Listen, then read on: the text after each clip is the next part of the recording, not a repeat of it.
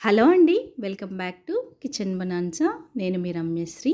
ఈరోజైతే మనము ఈ సీజన్‌లో వచ్చే గాజర్ కా హల్వానైతే ప్రిపేర్ చేసుకుందామండి.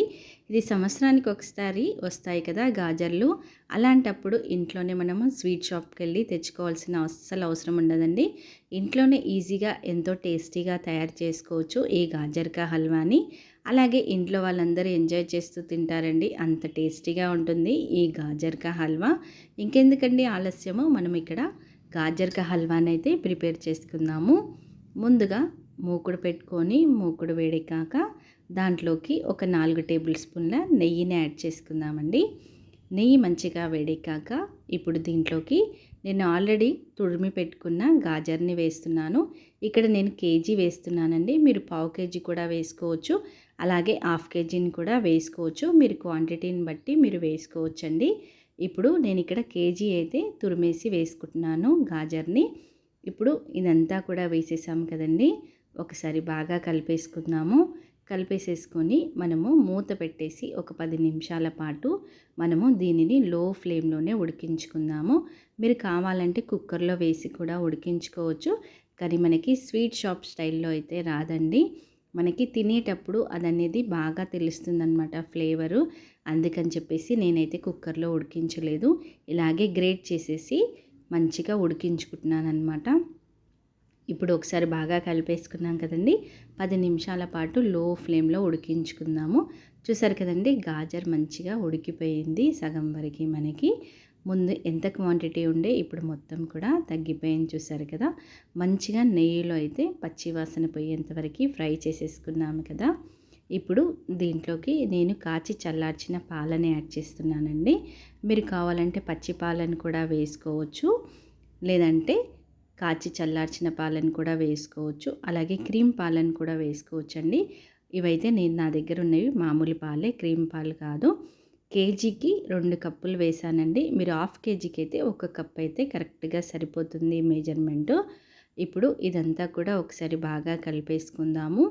పాలల్లో కనీసం ఒక 15 నిమిషాల పాటు దీనిని లో ఫ్లేమ్లోనే మూత పెట్టేసి ఉడికించుకుందామండి. ఒక 15 నిమిషాల పాటు. 15 నిమిషాలు అయిందండి. చూసారు కదా, గాజర్ మంచిగా ఉడికిపోయింది. పాలను వేసాం కదా, కలర్ కూడా ఎంత బాగా వచ్చింది చూసారు కదా. మీరు కావాలంటే ఈ టైంలో కోవాని కూడా యాడ్ చేసేసుకోవచ్చండి. కోవా లేదనుకోండి, లేదంటే మనకి పాల పౌడర్ వస్తుంది కదండి, అది కూడా వేసుకోవచ్చు. నేనైతే ఇక్కడ చిక్కటి పాలను వేసాను కాబట్టి ఇంకా మనకి కోవా అలాగే పాల పౌడర్ కూడా అలాంటిది ఏవి అవసరం ఉండదండి. చిక్కటి పాలు వేసామనుకోండి, అదే ఫ్లేవర్ వస్తుందన్నమాట మనకి.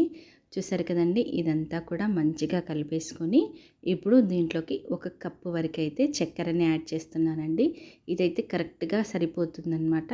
ఒకవేళ మీరు హాఫ్ కేజీ తీసుకున్నారనుకోండి, హాఫ్ కప్పు వేయండి చక్కెర, అప్పుడు కరెక్ట్గా సరిపోతుంది. 1 టేబుల్ స్పూన్ వరకు ఇలాచీ పొడి వేసానండి. అలాగే ఇక్కడ నేను కిస్మిస్ని యాడ్ చేశాను. అలాగే కట్ చేసుకున్న పిస్తాని కూడా వేసానండి.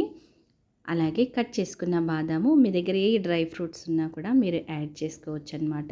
ఇప్పుడు చక్కెర అవన్నీ కూడా వేసాము కదండి, ఒకసారి కలిపేసుకుందాము. చక్కెర వేసాక కలర్ కూడా మంచి కలర్ వస్తుందండి గాజర్ది.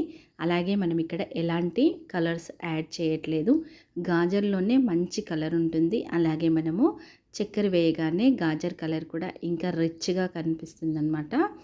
చూసారు కదా, ఇప్పుడు ఇదంతా కూడా ఒకసారి బాగా కలిపేసుకొని ఆ చక్కెరలో మంచిగా ఉడికేంత వరకు మనము గాజర్ని ఉడికించుకుందాము. ఇప్పుడు మూత పెట్టేసి మరొక 10 నిమిషాల పాటు అయితే దీనిని లో ఫ్లేమ్లోనే ఉడికించుకుందాము. చూసారు కదండి, మంచిగా ఉడికిపోయింది. 10 నిమిషాలు అయింది. ఇప్పుడు దీనిపై నుంచి ఒక 4-5 టేబుల్ స్పూన్ల నెయ్యిని వేసుకోండి. నెయ్యి ఎంత ఎక్కువగా ఉంటే అంత టేస్టీగా ఉంటుందన్నమాట. ఈ గాజర్ కా హల్వా చాలా టేస్టీగా ఉంటుందండి. వేడివేడిగా కానీ, లేదంటే ఫ్రిడ్జ్లో పెట్టుకొని కూడా చల్లగా కూడా సర్వ్ చేసుకోవచ్చు. ఈ స్వీట్ అనేది కంపల్సరీ మనకి ఒక 1 వీక్ అయితే మనకి నిల్వ ఉంటుందన్నమాట. ఫ్రిడ్జ్ బయట పెట్టినా కూడా బాగుంటుంది. చూసారు కదండి, మనం వేసిన చక్కెర కూడా మంచిగా కలిసిపోయింది. ఎక్కడ కూడా మనకి వాటర్ అనేది లేదు. స్టవ్ ఆఫ్ చేసేసుకొని ఇంకా మనము వేడివేడిగా కానీ చల్లగా కానీ సర్వ్ చేసేసుకోవచ్చు.